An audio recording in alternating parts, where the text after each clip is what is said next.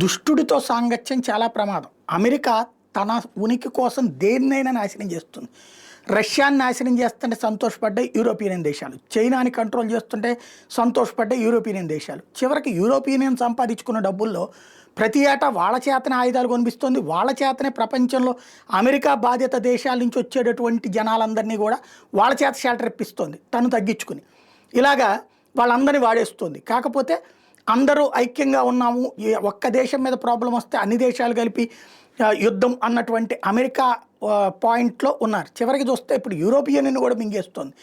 ఎట్లయితే వెనుజులాని మింగేస్తుందో యూరోపియన్లో ఉన్నటువంటి గ్రీన్లాండ్, ఏదైతే డెన్మార్క్ అనేది యూరోపియన్ల భాగస్వామి, అందులో ఉన్నటువంటి గ్రీన్లాండ్ని మాకు ఇస్తే ఇచ్చారు, లేకపోతే కనుక లాగేసుకుంటామంటూ సైనిక చర్యకి రెడీ అవుతున్నటువంటి నేపథ్యంలో ఇప్పుడు యూరోపియన్ తీవ్రంగా స్పందించింది. అదే జరిగితే కనుక యుద్ధం అనివార్యం అన్నటువంటి విషయాన్ని ప్రకటించింది. వదిలిపెట్టడానికి మేము సిద్ధంగా లేమని చెప్తుంది. అంటే అమెరికాతో యుద్ధం చేయడానికి సిద్ధంగా ఉన్నామంటూ యూరోపియన్ ప్రకటిస్తోంది.